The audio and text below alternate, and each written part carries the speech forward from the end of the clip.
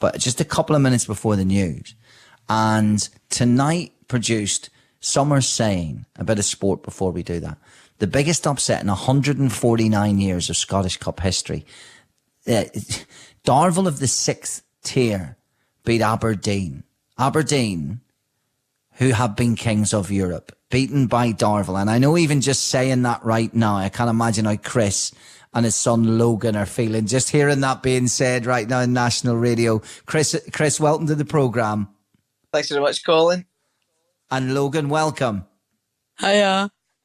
Hiya. Listen, just take me there. We've only got a couple of minutes, so I don't need to talk here. Chris, just start, and then Logan, you pick up. Tell me what it was like to be there.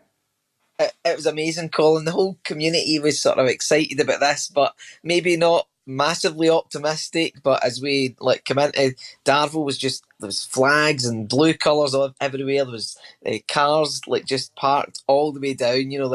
Usually there'd be, a couple of hundred or whatever at a Darvel game, but there was thousands. They had to install new stands for it, and when we arrived, it was just absolutely packed. It was really tough to even get a spot where you could see the actual pitch. I ended up going back home to watch the game, but Logan, I managed to wriggle into this actual stand, yes, and with my pals while they were playing the drums and lighting flares. It was a brilliant atmosphere. I'm just watching the goal. It was quite early on, wasn't it? Like 19 minutes in. And it's, a proper old, work. The work ethic of the goal is brilliant, right? But it's early in the game. So you think, well, all right, we scored one and then we'll get humped now, but at least we scored. And then what was it like as the time ticked by? Half time, 60 minutes, 75 minutes. I mean, you can remember this day for the rest of your life. It's absolutely historic. Darvel were amazing. They played really, really well. They outplayed Aberdeen for huge chunks of the game, and it's a historic moment. And the players were going nuts, celebrating. Yeah, go ahead. On you go, Logan. Logan managed to get somehow into the changing room and celebrating with the players. I wriggled in and with the players and my dancing about with them. It was brilliant. I videoed that. On any other occasion, Chris, you'd be grounding him. But on a night like tonight, you kind of have to be like, fair play, son. What a disgraceful parenting. But yeah, this is a one-off, so we cut him some slack tonight. I absolutely love it. Absolutely love it. So it's Falkirk next, is that right? That's right. Yeah, bring it on. High hopes for that. You can win this. You can win this. No, nothing to fear now. Listen, we not worry about it until you're at Hampden getting beat now. Listen, that music means the news is going to come in. We can't stop it. It comes in live at 12. But what a joy to talk to you. Chris, Logan, thank you for talking to me. I really, really appreciate it. Come on, the Darvel. Happy days. Oh, wonderful.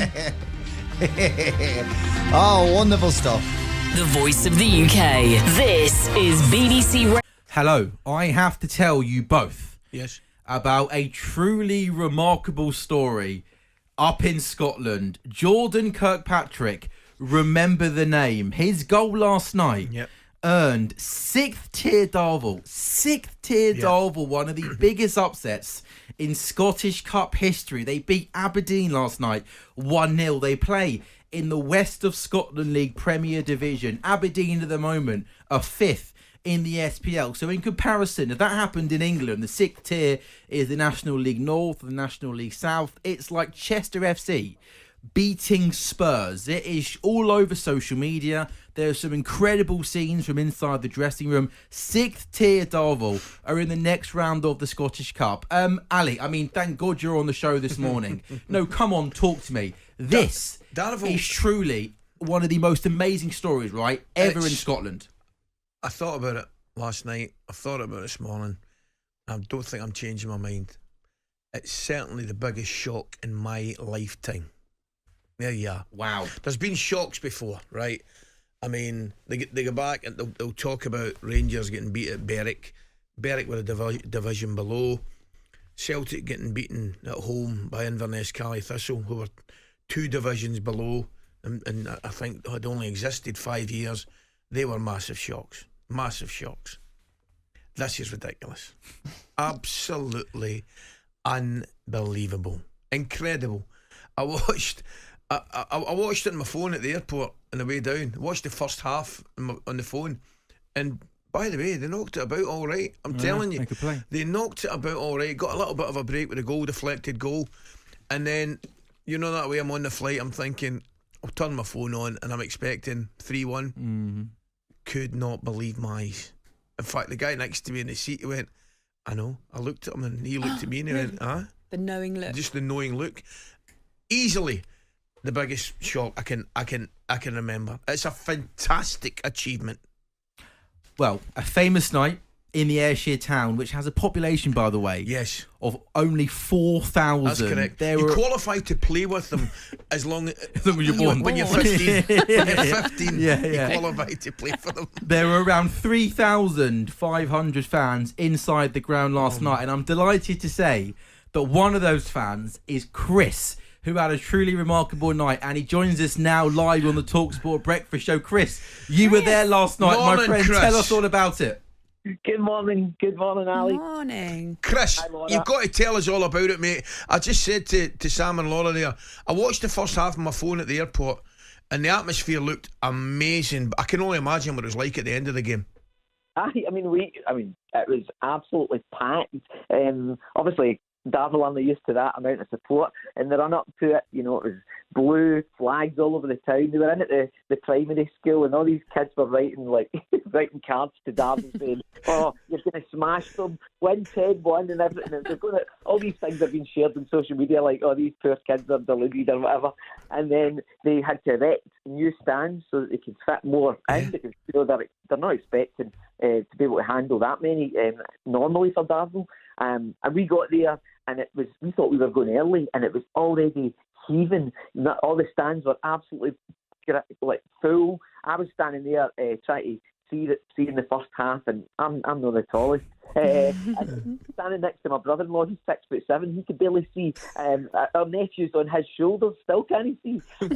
So I ended up I went home to watch it on the telly, but my son, he wriggled in. He managed to get in the stand somehow. He's a chancer, and he got in the stand, and he was loving it. He was jumping about with his mates. They had the drum and the flares were going and everything. He absolutely loved it. And you're right, Ali. They played brilliantly. They outplayed Aberdeen, and then at the end of the game, my son ended up, I don't know, he said he just followed the players as they went off. He was in the changing room jumping about to leave with the players.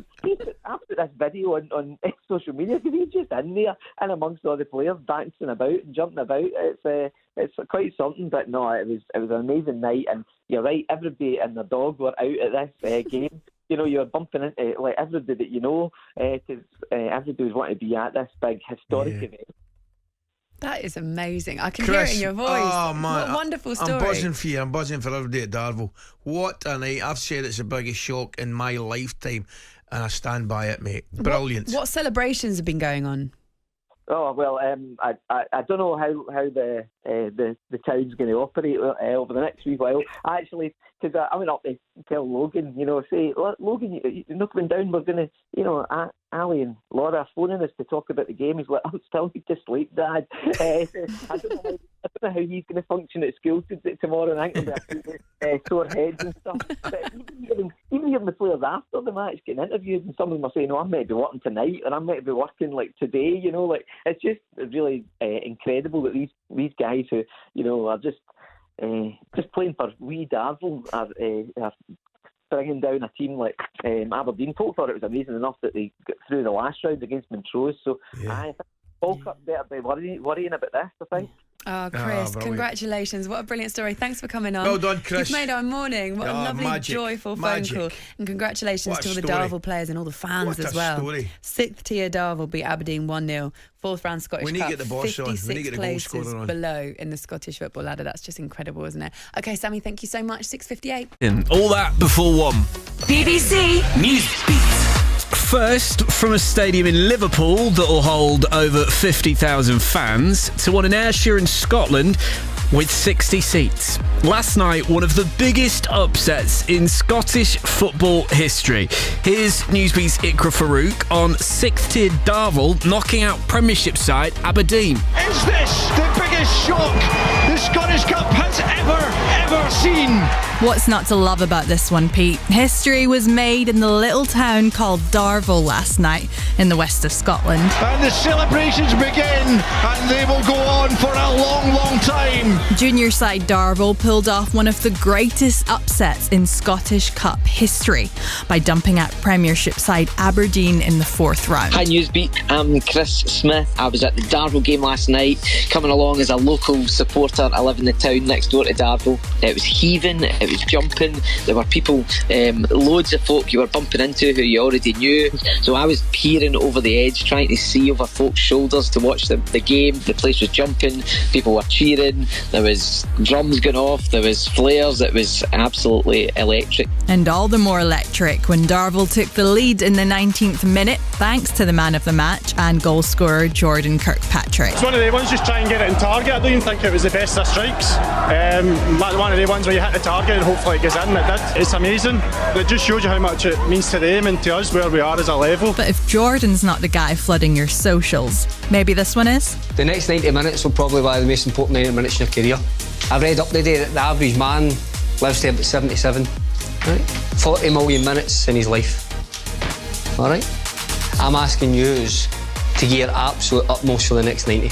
90 minutes at 40 million. Manager Mick Kennedy giving the team the ultimate pep talk, manifesting the win before they'd even stepped on the pitch. How's this for Tuesday motivation? I know what's in your hearts, I know when we're together we can achieve it and we set our mind to it. But you've got to be hungry, you've got to have the desire in your belly, you've got to draw strength for the crowd, you've got to drop for one another. When you need to find that extra yard, that extra bit of oxygen, then look around about you, look to your brothers. I'm a maths teacher, so I loved that the manager broke it down into here's how many minutes the average person will live, and I'm asking you for 90 minutes commitment. So as a maths teacher, I was loving that team talk. 90 minutes later and it's all over for Aberdeen. Darvel's team are back cheering in the dressing room with the song that sums up their story so well.